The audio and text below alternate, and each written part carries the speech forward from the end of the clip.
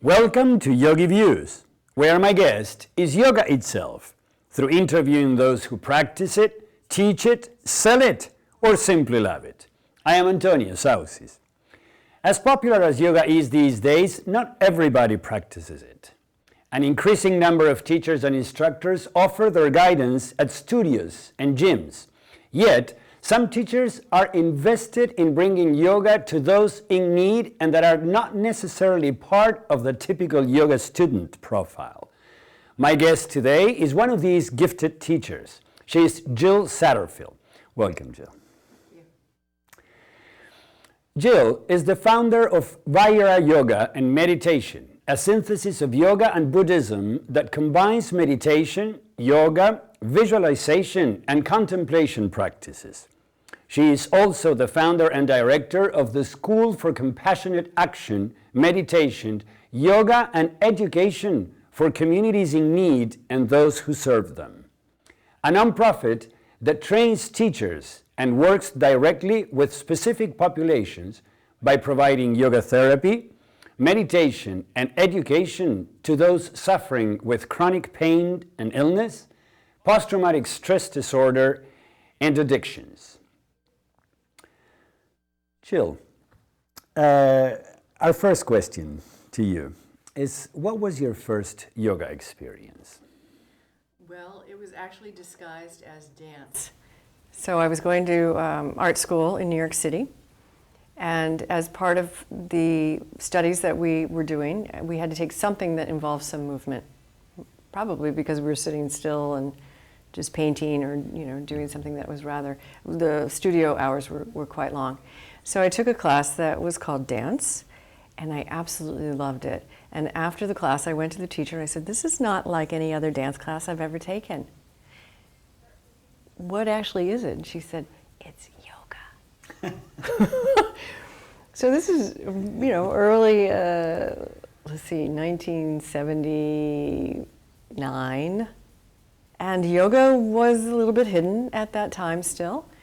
So I finished school, I moved out about an hour outside of New York City, and lo and behold, there were all these really amazing Iyengar teachers there. But I had the bug from the moment that I took the class. I felt like I was home. There was no competition.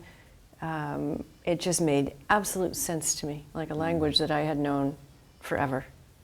And would you say that first experience touched more your body or your mind or your spirit? Because it's not the same for everybody. I think it was all. It was all three.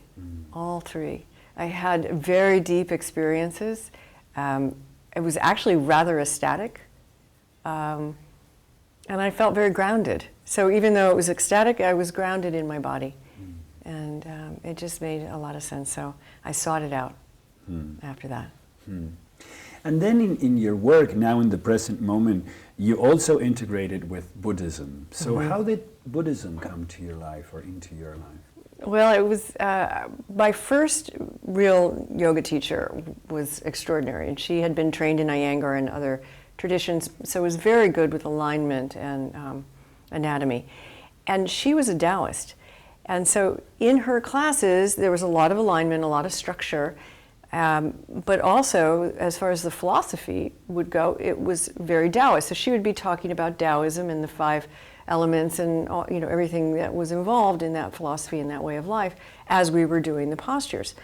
And although it was really interesting to me, it never stuck. So it was a gift in a way, I think, that it left me open to bring in a philosophy of my choice to what I thought of as asana practice.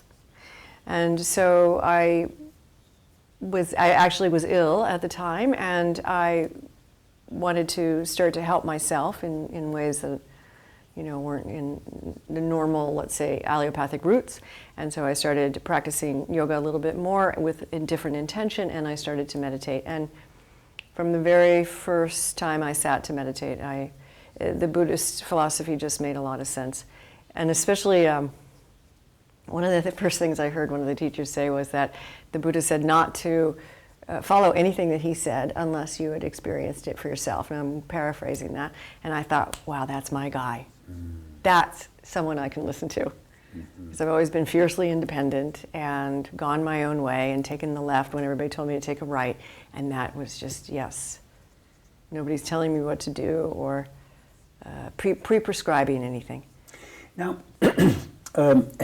as you might know by now, of course, in Buddhist circles, they don't like to call that yoga. And sometimes the yogis don't necessarily associate Buddhism with yoga. Right. And we might say, of course, they're part of the same, but I'm interested in your particular mix. How do you think Buddhism and yoga relate? Well, I think that our philosophy of life it comes out of every pore and enters into everything we do. It's our view. And so since I follow the path of Buddhism, I'm fascinated by the view. I practice it, I study it. It's going to come out in my yoga practice just like it will in the way that I lead my life. Or at least how I intend to lead my life. You know, it's not a perfect scenario. So the part of Buddhism I think that really especially clicked in with the yoga practice in the beginning, and still to this day, but it's gotten a little deeper and richer, is that I'm looking to see things as they are. From moment to moment, seeing things as they are. And that's in asana practice, noticing each breath, noticing each sensation, or as many as I can be aware of, and being as mindful as possible as I'm in movement. So it just imbues, I guess, everything that I do, and it's not also, or it's also not a practice of moving away from or finding a sacred space to withdraw into or anything like that. It's inclusive of everything that we're doing. And because when I initially started yoga practice, I was in a lot of pain, physical pain, and I was very ill. To me, that was a way for me to include that rather than hate it and try to push it away or deny it or run. So it just, on many levels, it just made a lot of sense. And so you were in pain. So is this how you was pain the condition, or was it the symptom of something, or you want to tell us something about that, because it's pretty normal these days that a lot of people are going to yoga for healing, and this was your case. It started with chronic pain, and it was undiagnosed and misdiagnosed for 12 years. I had every test in the book. I had 12 minor surgeries, and eventually I had 2 major surgeries. And I was practicing yoga for most of that time, meditating after a few years. Excuse me. So it started as pain, but the pain was actually the signal, as it usually is, for something that's deeper and not being seen or addressed.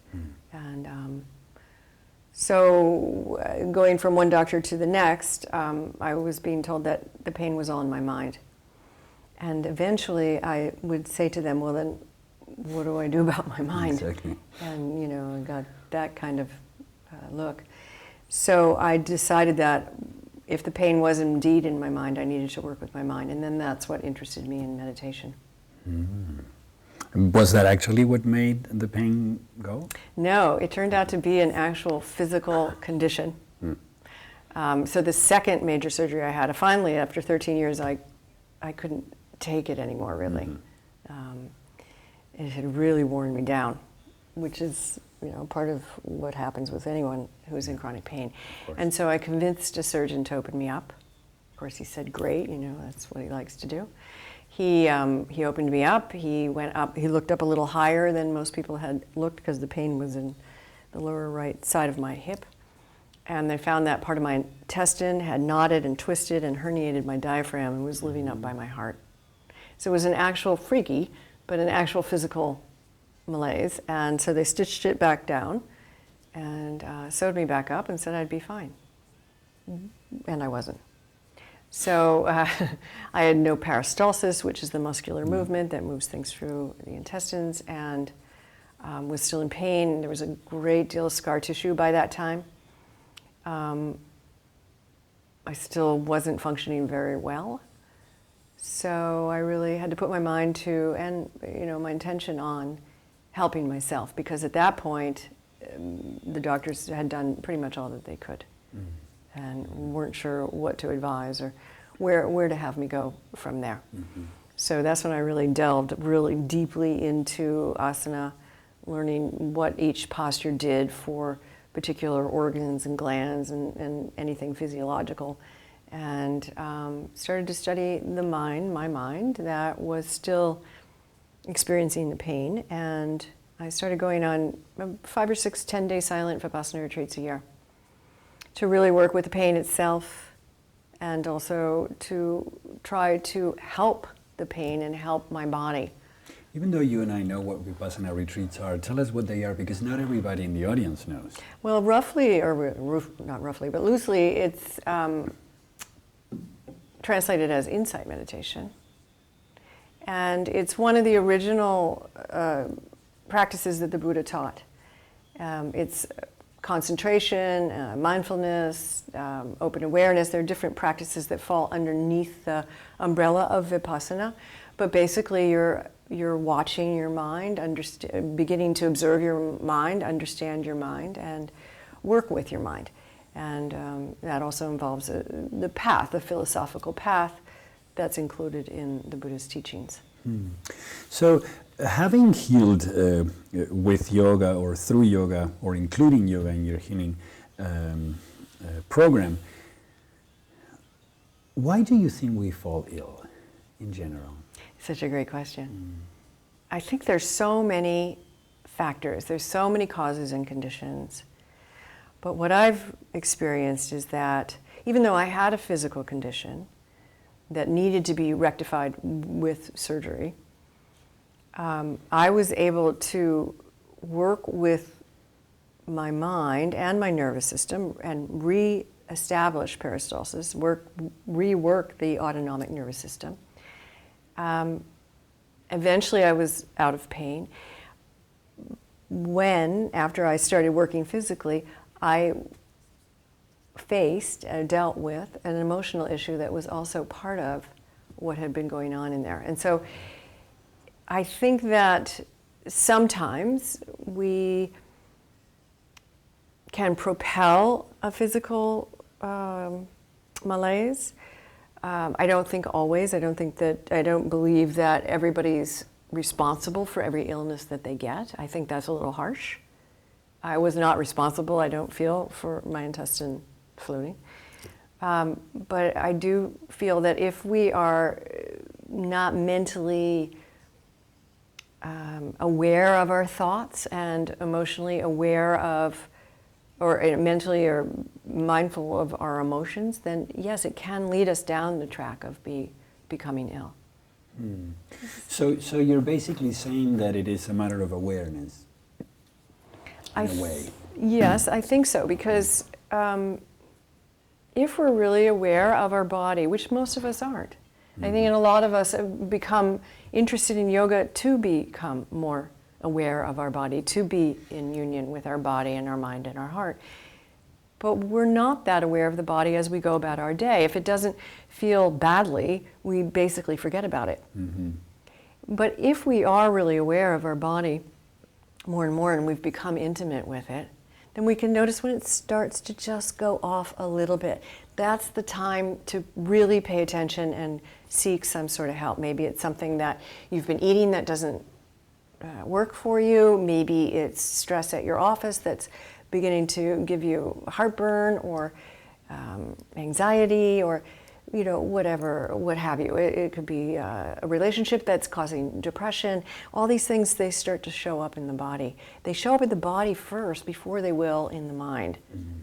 So the body actually feels a thought or an emotion or a condition, let's say, before the mind cognizes it. So if we're really, really, really aware of the body, then we can feel these little rumblings, these little signals before they have to become full-blown explosions that then does wake us up.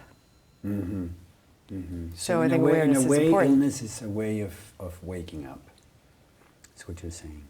Oh, I'm sorry? A way of waking up is a way of yeah, absolutely. Yeah. It can be. Yeah. So in that sense, rather than illness that the person who's ill being responsible for the condition, maybe we can say that the condition holds a message. It can. Person? Is that?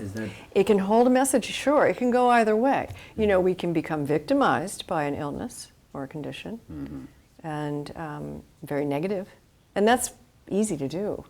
Yeah. I know that through experience. You know, it's hard. Or we can look at it as a gift.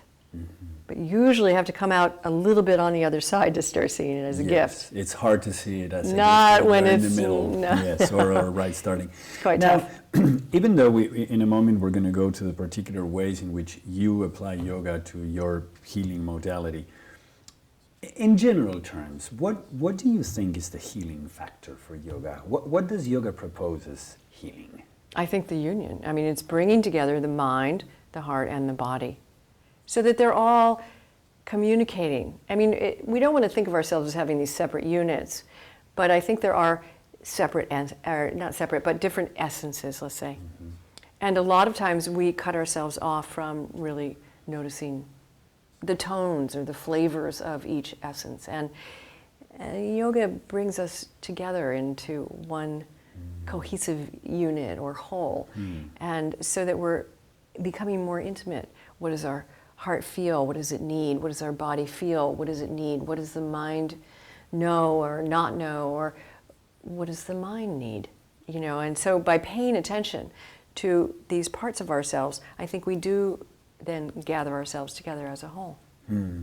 So in a way, if we go back to why do we fall ill, then maybe I guess I can say that you are indicating that we also fall ill because of falling in a state of separation. I think so.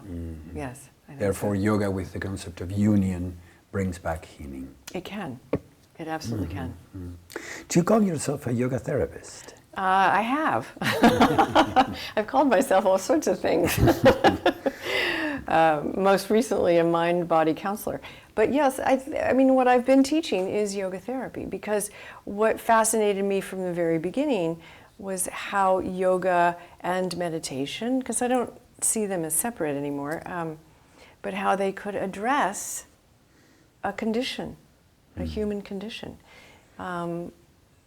So yes, for a time I called myself a yoga therapist, and a lot of the times when I'm working with people in a hospital or in an addiction center or a clinic, we can't really do that much yoga. It's yoga therapy-ish, but it's a little bit more meditation than it is yoga. It's about bringing someone into their body, being aware of their patterns and their habits, and what can they do to release the ones they don't need any longer, the ones that have been holding them back or continuing to make the problem worse, because sometimes we do that. We make our problems a little worse than they need to be. Yeah. And do you call it that when you work with people? Because a lot of people these days, especially if they belong to certain religion, they are a little bit reluctant to doing yoga therapy because the religion says don't do it or whatever, you know. So how's that for you? How do you call it yoga therapy, or as your teacher when she taught you dance, you just call it? No, I usually say what we're teaching is yoga and meditation. Excuse me, or yoga and mindfulness. And when you're working with people who are in need, in a great deal of need, they are very open to being helped, and therefore they're very open to a lot of different things. They've gotten to the point in their lives where the allopathic system isn't quite working for them. So normally when I would go into a hospital to work with the groups that I have, they were completely receptive because they want to be helped, really a lot, genuinely. And how can yoga be used for healing?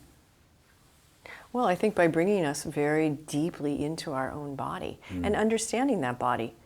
What are the different systems in the body?